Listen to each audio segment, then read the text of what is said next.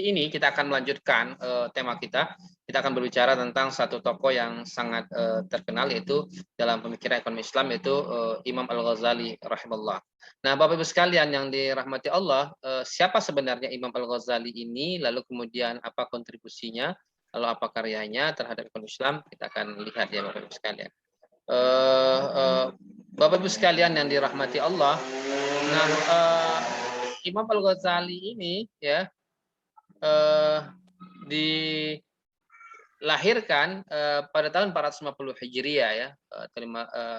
Jadi Imam Al-Ghazali nama lengkapnya adalah Imam Al-Ghazali adalah Abu Hamid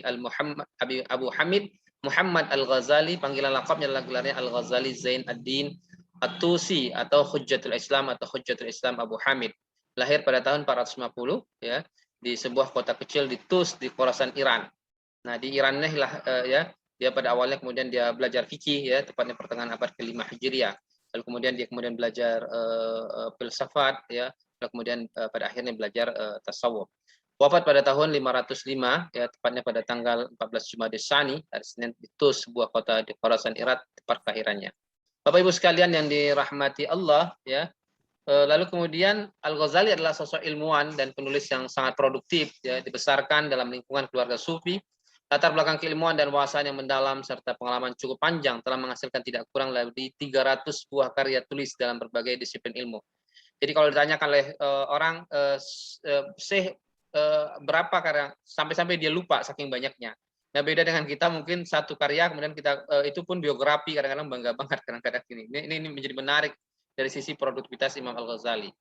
Lalu kemudian berbagai tulisannya telah menarik perhatian dunia baik di kalangan muslim maupun non-muslim. Banyak para pakar, para pemikir abad pertengahan yang dipengaruhi oleh pemikiran beliau seperti Raymond Martin, Thomas Aquinas, dan banyak lagi lainnya. Berbagai hasil karya banyak yang diterjemahkan ke dalam banyak bahasa seperti Latin, Spanyol, Yahudi, Prancis, Jerman, dan Inggris. Pemikiran sosioekonominya berakar dari sebuah konsep yang dia sebut sebagai fungsi kesejahteraan sosial Islami. Nah, jadi yang kita bicarakan tadi, tema sentralnya adalah maslahat yang meliputi kesejahteraan sosial dan utilitas, ya, kebaikan bersama, yaitu sebuah konsep yang mencakup semua aktivitas manusia dan membuat kaitan yang erat antara individu dengan masyarakat. Bapak Ibu sekalian yang dirahmati Allah, nah pemikiran maslahat tadi maslahat tadi kemudian yang kita kenal dengan kesejahteraan sosial kemudian menjadi maqasid syariah, kemudian yang pada akhirnya adalah maslahat ad-din wa dunya ya, jadi ini luar biasa. Jadi fungsi kesejahteraan sosial Islami, jadi konsepnya adalah maslahat. Bapak Ibu sekalian yang dirahmati Allah, lawannya maslahat apa? Mafsadat. Ya, lawannya maslahat adalah mafsadat. Ya. Jadi tujuan Islam itu adalah mengutamakan maslahat dan menghindari mafsadat. Sama tadi, contoh misalnya. Bukan mudarat ya Pak? Bukan mudarat ya? Mafsadat itu kan kerusakan ya. Mudarat, mafsadat itu kan kerusakan ya. Jadi contoh misalnya sederhana misalnya, mana lebih maslahat antara jual roti atau jual khamar? Ya tentu jual roti lebih maslahat dibandingkan jual khamar, karena khamar adalah mendatangkan mafsadat. Ya, dan dia bertentangan dengan maqasid syariah, tujuan syariah itu untuk menjaga, tujuan syariah apa tadi Bapak Ibu sekalian? Untuk menjaga lima hal kan? Ya, tujuannya tadi untuk menjaga lima hal tadi, yaitu hifzuddin, lidin, al-aql, hifzun aql, an-nafs, dan itu tujuan pada syariah kan. Jadi untuk menjaga lima hal tadi. Nah, lalu kemudian pemikiran ekonomi Al-Ghazali lebih dasarkan pada pendekatan tasawuf, karena pada masa hidupnya orang-orang kaya, berkuasa, dan syarat ya, prestisius sulit menerima pendekatan fikih dan filosofis dalam mempercayai hari pembalasan. Ya. Lalu corak pemikiran ekonomi tersebut banyak ditemui dalam karya-karyanya seperti kitab Ihya Ulumuddin, Al-Mustafa, Mizan Al-A'mal, At-Tibr Al-Masbuq, Fin Nasihat Al-Muluk. Ya.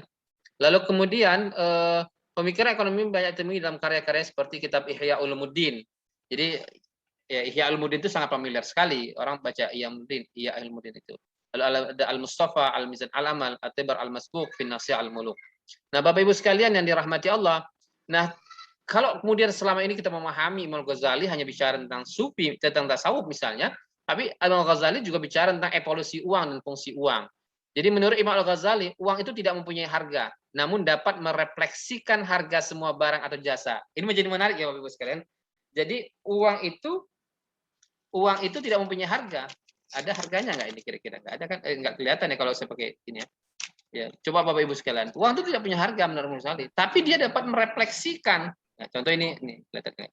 Ini uang 100.000 kan? Kelihatan nggak 100.000? Nah, tapi dia bisa merefleksikan harga semua barang atau jasa. Jadi semua barang dan jasa akan dapat dinilai atau diukur masing-masing dengan uang. Jadi uang itu ibarat cermin menurut Imam Ghazali.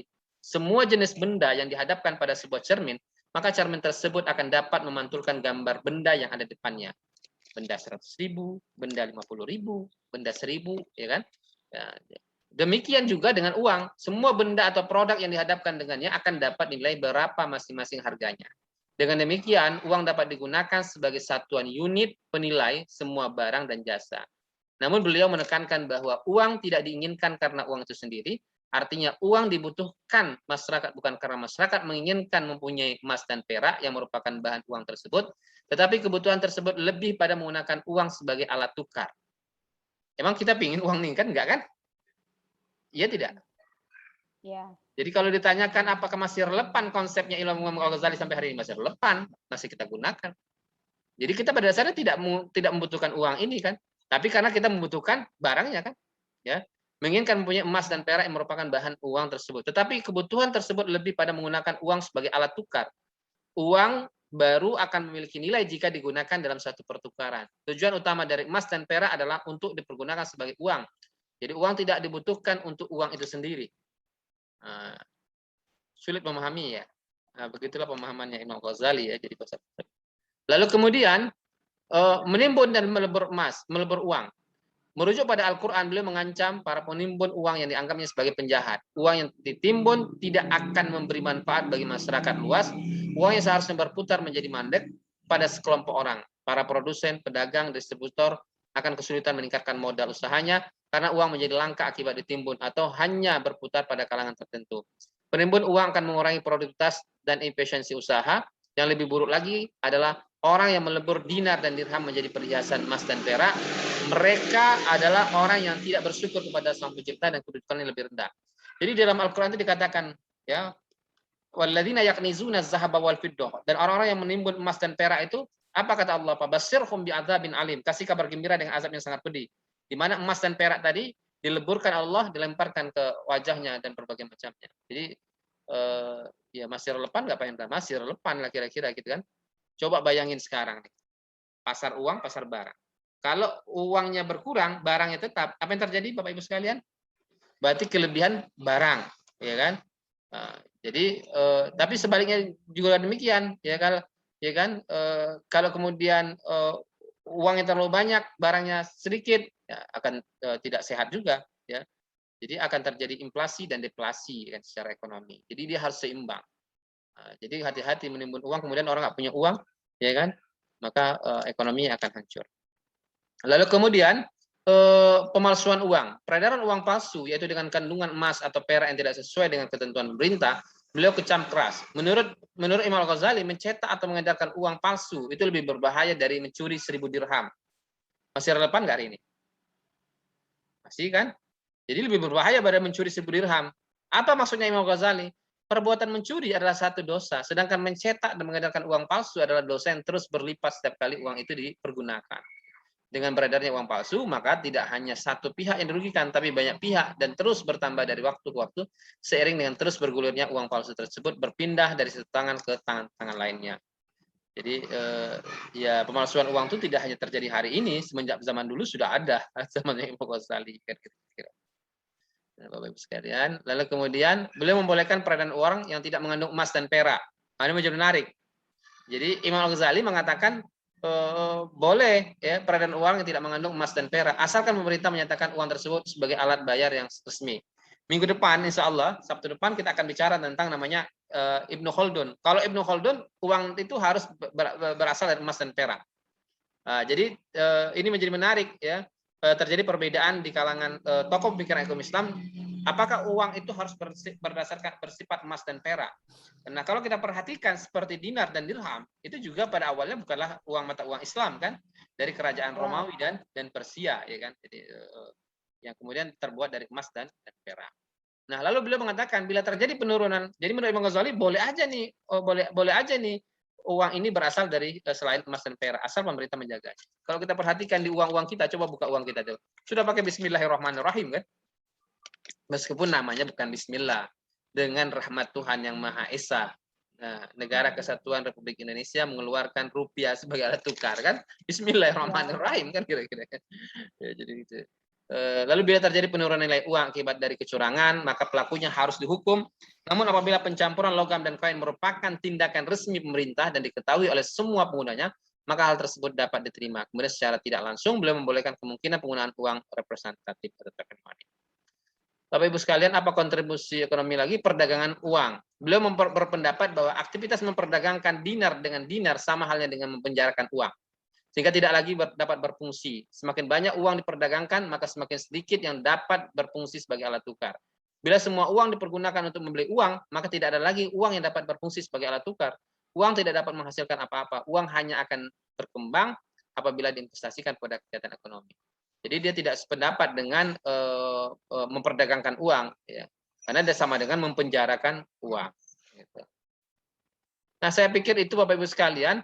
Jadi ingat Imam Al-Ghazali, pada dasarnya kita tentu akan ingat dengan konsep 5 maslahat, ya filsafat ya. Tapi dia sangat komplit bagi saya karena dia dari fikih, ya, belajar fikih, lalu kemudian belajar filsafat, lalu kemudian menjadi tasawuf. Ya mungkin ini juga sebuah perjalanan hidup ya, hampir semua rata-rata orang-orang kaya itu pada akhirnya menjadi seorang sufi kira-kira. Jangan terbalik ya, sufi dulu baru kaya kira-kira gitu ya. Jadi rata-rata orang itu kaya dan pada akhirnya dia merenung menjadi sufi. Dia juga buat apa juga sih uang banyak ini pada akhirnya, ya kan? Ya kalau kemudian sombong, angkuh, tidak ada manfaatnya. Yang nggak ada manfaatnya juga, kira-kira gitu juga ya. Jadi sekecil apapun kelebihan yang Allah berikan pada kita, kelebihan harta, kelebihan ilmu, ya, kelebihan keindahan, ketampanan, kecantikan, ya semuanya atas izin Allah, tidak membuat kita menjadi sombong dan berbagai macamnya.